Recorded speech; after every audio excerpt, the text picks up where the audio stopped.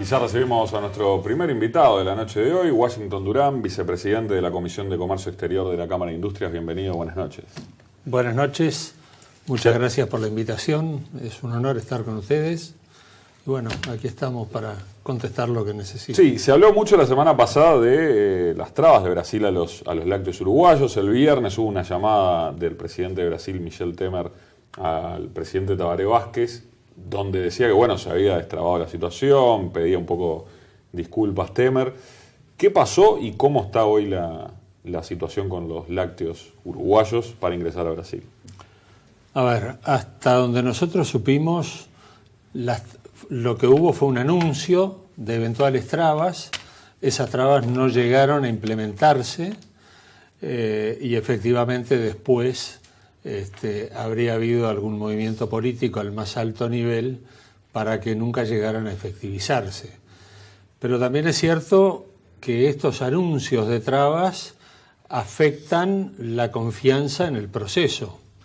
Y si un ministro puede anunciar que va a detener el ingreso arbitrariamente de determinado tipo de productos, eso es muy malo para el funcionamiento del Mercosur, es muy malo para las empresas y además los clientes del otro lado dicen, bueno, yo no puedo confiar en abastecerme de proveedores de Uruguay porque sé que en cualquier momento puedo estar sujeto a una traba, a un obstáculo, o puedo no tener certeza del abastecimiento. Concretamente, ¿ustedes no tuvieron notificación la semana pasada de que se tomaran medidas contra... Se habló de un camión detenido, de quesos, ¿no?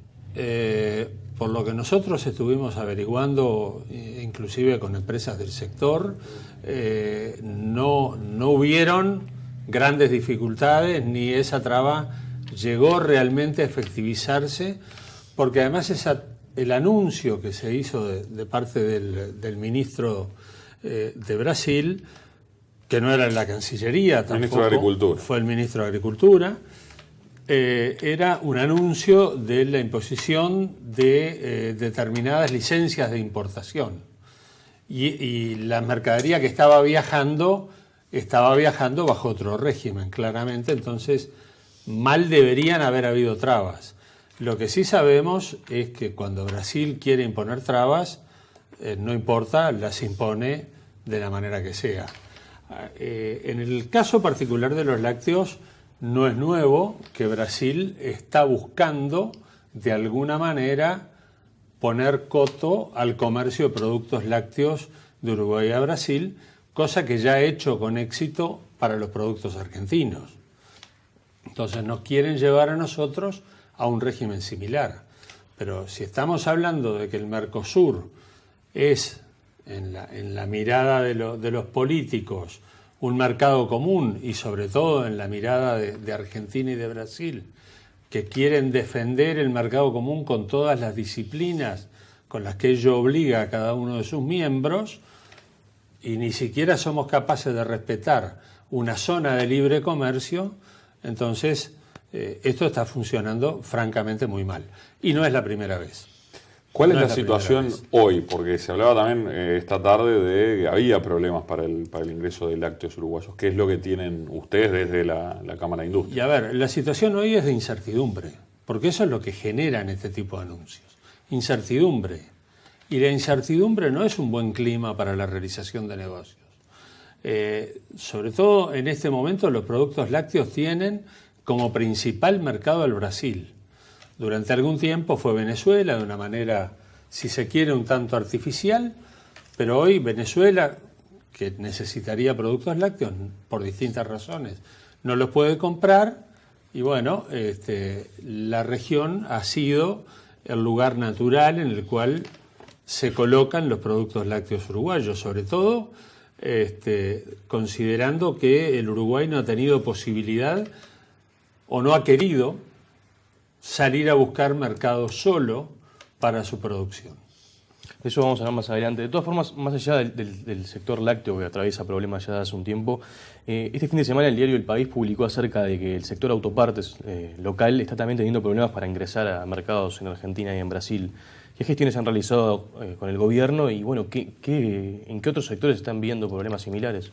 A ver, lo primero que hay que considerar es que todo el sector automotriz está fuera del Mercosur. El Mercosur excluye expresamente dos sectores, el azúcar y el automotriz. Ninguno de esos dos se rige por las reglas del Mercosur. El sector automotriz, en el año 2000, se había negociado una política automotriz común del Mercosur, se implementó en una decisión, en la decisión 70 del año 2000. Esa decisión nunca fue incorporada a los ordenamientos jurídicos de los estados, nunca fue protocolizada ante ALADI y por lo tanto el comercio automotriz siguió transcurriendo con Argentina y con Brasil mediante acuerdos bilaterales. O sea, el comercio automotriz no es Mercosur y cada vez que hay una negociación es una negociación bilateral de Uruguay con Brasil o de Uruguay con Argentina. Dicho esto, sí. Determinadas políticas brasileñas han hecho o han llevado a que los fabricantes brasileños de automóviles, o mejor dicho, las montadoras de automóviles en Brasil, prefieran comprar autopartes brasileñas a autopartes uruguayas porque tienen beneficios fiscales, sobre todo en el descuento del IPI, del impuesto a los productos industrializados, cuando utilizan autopartes brasileñas que cuando utilizan autopartes extranjeras. Lo que se había acordado con Brasil era otorgar a las autopartes originarias de Uruguay trato nacional, cosa que hasta la fecha no ha sido concretada por Brasil, y eso es lo que reclama el sector autopartista. Porque lo que ahí hubo fue, en un momento el comercio era con cuotas, ¿no? O sea, Brasil podía ingresar con cierta cantidad de vehículos al año sin pagar arancel, y a partir de 2016 se liberalizó eso, y a cambio era eso, ¿no? Que las autopartes uruguayas fueran consideradas de origen nacional. Exactamente. O sea, ocurrió el paso desde el lado uruguayo, los autos brasileños entran sin arancel, pero no del lado brasileño. Ocurrió el paso al libre comercio, pero Brasil no cumplió su parte. O sea, ahí, tal vez en el momento de la negociación habría que haber vinculado mucho más fuertemente una cosa con la otra, y una cosa no debió haber entrado en vigor si no entraba la otra del otro lado. Pero bueno, eso es una traición a la buena fe de los negociadores, ¿no? Que han tenido respuestas desde el Ministerio de Industria, ¿no? Que me imagino es el que está encargado de estos temas, y de la Cancillería. Me consta que el Ministerio de Industria está seriamente preocupado con el tema. Lo he hablado personalmente con el director nacional de Industrias, y hay algunas medidas que se han propuesto desde el Ministerio de Industrias al Ministerio de Economía para contrarrestar esto, porque en realidad no se están tomando el pelo. Esa es la verdad. Y concretamente, ¿por qué lado podrían venir las medidas? Y las medidas podrían venir por dejar sin efecto el libre comercio de vehículos desde Brasil. Esa estrategia que también se discutió ahora con el tema de los lácteos, de tomar medidas espejo ante las restricciones que generan, ¿es una buena estrategia para Uruguay? A ver, yo no estoy de acuerdo en principio con las medidas espejo, y no creo que el Uruguay esté en capacidad de adoptar medidas espejo. Por las asimetrías de los mercados. Por las asimetrías. Pero acá hay una negociación en la cual se pactaron dos cosas, y una de esas cosas no se está cumpliendo por parte de uno de las partes, valga la redundancia, ¿no? Entonces, creo que en ese caso excepcional sí correspondería decir, bueno, hasta tanto vos no cumplas con tu parte, yo sigo con las cosas como estaban antes de que hiciéramos este acuerdo.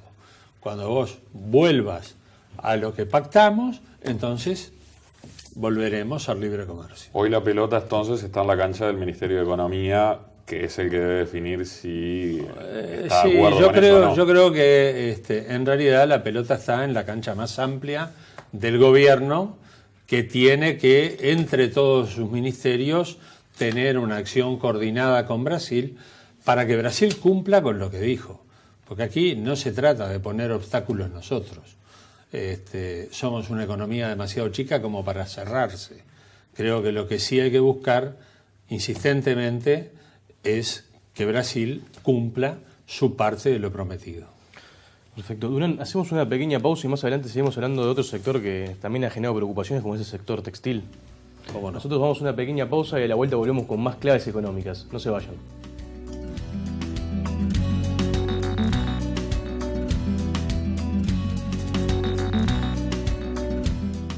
Seguimos en Claves Económicas, segundo bloque, seguimos con Washington Durán, vicepresidente de la Comisión de Comercio Exterior de la Cámara de Industrias, y estamos hablando de los problemas que tienen distintos sectores industriales en el ingreso a Brasil y Argentina.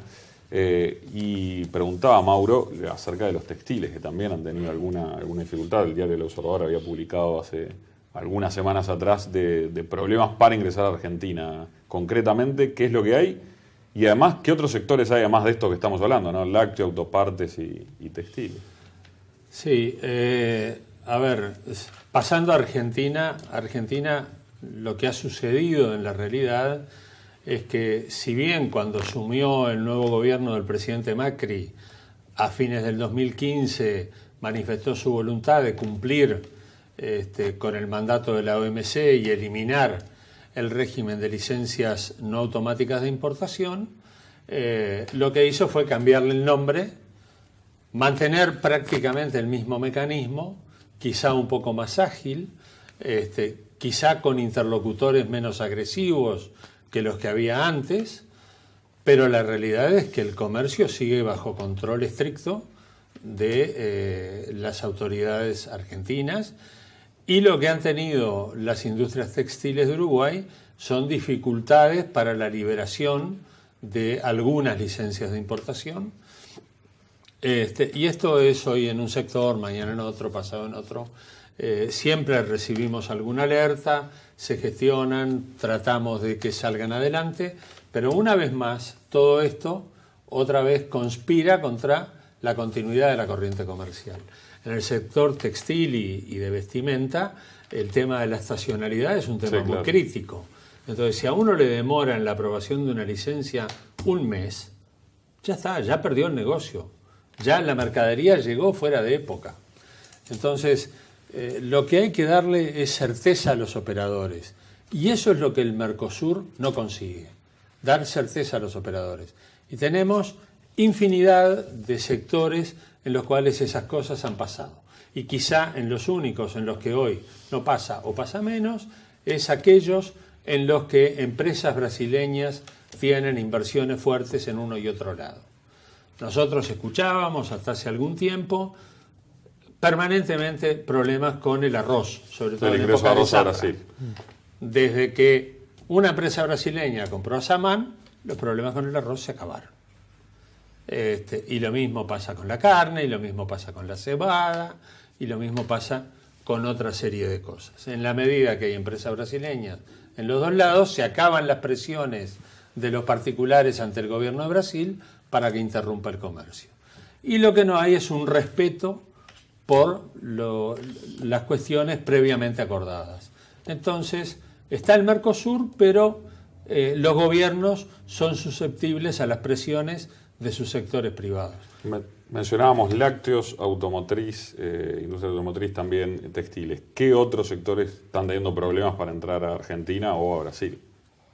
Y a ver, a Brasil hay en este momento algunas dificultades, por un lado dificultades y por otro amenazas de dificultades dependiendo del tipo de productos, en algunos productos del sector de plástico y productos con corrientes importantes fuertes. El Brasil era un fuerte comprador y es un fuerte comprador de manufacturas de plástico hechas en Uruguay y permanentemente surgen o dificultades o amenazas de dificultades. Una consulta que quería hacer. ¿Tomó por sorpresa la medida con respecto a los lácteos acá en Uruguay? No, esa medida no pudo haber tomado por sorpresa a nadie, como decíamos antes, porque hace tiempo que Brasil viene insistiendo con que quiere cuotificar el comercio de lácteos. Pero tenemos que decidirnos. ¿El Mercosur es al menos una zona de libre comercio? Bueno, si es una zona de libre comercio, es para las buenas y para las malas, porque Uruguay ha pagado fuertemente el costo de la zona de libre comercio. Tampoco somos las monjas de clausura. Nuestros pecadillos tenemos. ¿Por pecadillos? Y varios. ¿La tasa consular es un pecadillo? Y varios. El más nuevo, el más nuevo. Ese es un instrumento al que jamás se debió haber apelado y además en el que Uruguay ya exoneró del pago de la tasa consular a México. No en la negociación del TLC, me corresponden las generales de la ley, así que lo aclaro. En la negociación del TLC defendimos la tasa consular y en ese momento también estaba la tasa del BROU. Recordemos que el TLC con México se negoció en plena crisis en el año 2003. Teníamos la tasa de consular, la tasa del BROU, la explicamos y México la aceptó. Pero cuando se fueron a firmar los acuerdos, en la firma efectiva de los acuerdos, en el año 2004 en Santa Cruz de la Sierra, México exigió que el Uruguay asumiera el compromiso de eliminar la tasa consular para el comercio con México, cosa que Uruguay hizo.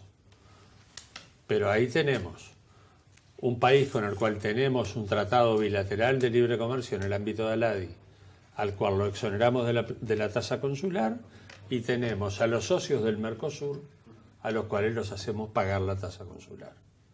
La tasa consular debió haber sido eliminada mucho antes. Y mucho menos ponerla en juego ahora, cuando el gobierno tenía otros elementos para incrementar o para mejorar su recaudación, o para recaudar esos 100 millones de dólares que dice que necesita, que no son la tasa consular. Desde la propia Cámara de Industrias aportamos ideas para que el gobierno pudiera generar esa recaudación mediante otros instrumentos, sin la utilización de la tasa consular, que sabíamos que iba a generar problemas. ¿Y esta suba de la tasa consular, usted cree que puede haber generado represalias del lado de Brasil de este tipo? Decir, bueno, empiezo a trancar, o soy más flexible a las presiones. No es que la represalia esté directamente vinculada, pero acá hay como una cuenta corriente, en la cual uno va cargando cosas en el debe. Y llega un momento en que el debe se llena. Y entonces el otro dice, bueno, este tiene la tasa consular, tiene esta otra cosa, no quiero hablar de cosas específicas para no alertar a los vecinos, pero tenemos nuestros pecadillos. Y ellos lo saben. Y los van perdonando. Y los perdonan individualmente. Lo que pasa es que cuando uno ya se excede, es la gota que colma el vaso. Y cuando los perdones esos tienen un costo político en la interna también, me imagino. Tienen un costo político por todos lados. Por todos lados. Ahora, estamos hablando de los conflictos que tiene Uruguay con Brasil y Uruguay con Argentina, pero en todo este marco se está dando en medio de la negociación con la Unión Europea. ¿Cómo lo pueden estar viendo desde allá? Horrible. A ver, ¿cómo lo va a ver alguien que pretende negociar con nosotros? Que además ya bajó un escalón. Porque cuando negociábamos en el 2004 con la Unión Europea, en el 2003, ahí en ese periodo de inicios de los 2000, la Unión Europea decía, yo negocio solo con una unión aduanera por lo menos. Yo quiero negociar con una unión aduanera y quiero que mis productos tengan libre circulación a través del Mercosur y que yo sepa que el Mercosur tiene reglas comunes, uniformes en ciertas áreas. Y el Mercosur trató de avanzar en esas áreas impulsado por esa negociación. En ese momento hablábamos de un Mercosur de 4. Hoy tenemos un Mercosur de 5, uno de los cuales, además de estar suspendido, sí, pero además de estar suspendido, no negocia con la Unión Europea. Entonces la Unión Europea ya no está negociando más con el Mercosur, está negociando con 4 estados partes del Mercosur que son los socios fundadores. Pero la Unión Europea aspira hoy por lo menos a que esto sea una zona de libre comercio. Entonces, cuando la Unión Europea ve que algunos de los estados partes del Mercosur ni siquiera son capaces de respetar los compromisos que tienen con sus contrapartes en el Mercosur, ¿qué puede pensar? Conmigo van a incumplir. Claro, la fuerza de la Unión Europea no es la fuerza que tiene Uruguay o Paraguay para ejecutar el cumplimiento, pero miran con 4 ojos. Ahora, ¿qué perspectivas hay para ese acuerdo teniendo en cuenta estos problemas internos que salen a la luz en el Mercosur y también que la oferta de la Unión Europea en el aspecto de la cuota de carne, que era una de las cosas más esperadas, fue tan baja, ¿no? 70.000 toneladas al año, fue muy criticada. Se hablaba de como ejemplo así grueso, es una hamburguesa por habitante, más o menos. Es correcto. A ver, vuelvo a la negociación del 2004. Perdimos allí una oportunidad quejándonos de que la oferta europea era magra. Y la perdimos a influencia de los gobiernos de Argentina y Brasil, en ese entonces Kirchner y Lula. Y la perdimos por un juego hecho principalmente por Brasil, pero acompañado por Argentina, de decir, bueno, como tu oferta no me satisface, yo retiro cosas de la mía. Y por supuesto, eso terminó desbarrancando la negociación. Hoy la Unión Europea, que en aquel momento hizo una oferta de 100.000 toneladas de carne, 100.000, no las 70 de ahora, y era una Europa de 15, no de 28 como es ahora, 28 que podrán ser 27 si es que Inglaterra concreta el Brexit. Esta Europa de 28 hoy nos ofrece 70.000 toneladas de carne. Y yo no quiero poner esto en términos de que la negociación es por la carne o por la carne y el etanol.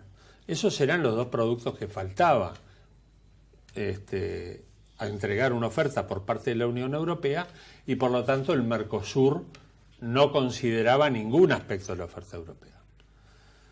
Digamos que la oferta del Mercosur tampoco es el colmo de la generosidad, llega escasamente al 90%, pero con productos en canastas de desgravación mucho más largas, con un periodo de desgravación mucho más largo que el que espera la Unión Europea. Pero la Unión Europea hace una oferta muy pobre en carne, hace una oferta muy pobre en arroz, hace una oferta muy pobre en un montón de cosas.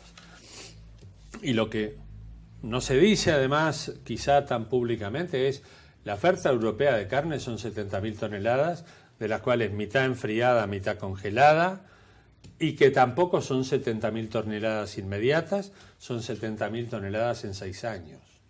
Entonces, la oferta europea es francamente pobre. Yo creo que Europa va a mejorar esa oferta porque ha sentido que tiene que mejorarla.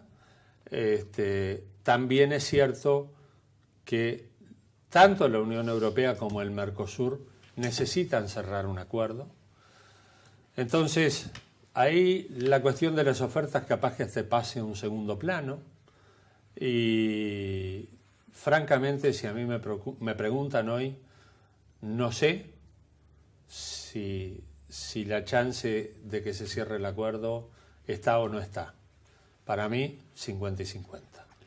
Claro, además hay un tema de tiempos, por lo que usted mismo decía, ¿no? El tema del Brexit, donde la Unión Europea tiene que renegociar con el Reino Unido y la Unión Europea tiene un compromiso con Australia y Nueva Zelanda de comenzar a principios del año que viene la negociación de un acuerdo. Su equipo negociador lo tiene hoy concentrado en la negociación con el Mercosur, está negociando la actualización del acuerdo con México, está cerrando algunos detalles de la negociación con Japón, cerró con Canadá, pero ellos tienen otras prioridades también. Costó cerrar Canadá también, ¿no? Porque hablamos mucho de la interna aquí en América, y también en Europa ha visto sus conflictos internos para acuerdos comerciales. Sí, claramente. Irlanda es uno de los que está de punta, Francia, con el tema sobre todo agrícola, ¿no? Sobre todo los productores. Sobre todo los productores de bienes primarios. Pero bueno, yo creo que ese es todo un paquete negociador. Hay conversaciones, me consta que siguen habiendo conversaciones. Es difícil, pero no es imposible, sobre todo porque hay una voluntad política, sobre todo en algunos países, de llevar adelante este acuerdo. La Unión Europea también necesita demostrar que puede negociar con el Mercosur, y el Mercosur, más que nadie, necesita demostrar que es capaz de negociar con otros mercados. Los acuerdos que tiene el Mercosur son irrelevantes, y espero que esto no ofenda a nadie, pero tiene un acuerdo con Israel, quizás sea el más importante de los que tiene. Pero después, fuera del ámbito de Aladi, tiene un acuerdo insignificante con Sudáfrica, tiene un acuerdo insignificante con India, tiene un acuerdo con Egipto. Que acaba de entrar en vigencia. Que acaba de entrar en vigencia luego de 4 o 5 años de aprobado. La verdad, el Mercosur está funcionando muy mal, a pesar de que todos entienden, hoy, por lo menos en los 4 países, hay una visión de que hay que retomar la fuerza o el énfasis en el Mercosur comercial. Todos dicen eso, pero a la interna del Mercosur no se repiensa, no se reformula, no se afirma la zona de libre comercio, no nos sacamos las veleidades de que somos una unión aduanera que tiene un arancel externo común que está perforado por todos lados, no por nuestra admisión temporaria, por Manaos, por Tierra del Fuego, por los ex tarifarios de Brasil, por todas las cosas que tiene Paraguay, las que tiene Argentina. Entonces, hay que sincerar al Mercosur. Washington Durán, vicepresidente de la Comisión de Comercio Exterior de la Cámara de Industrias, muchas gracias por habernos acompañado esta noche. Gracias a ustedes. Hacemos una pausa y enseguida seguimos con más claves económicas.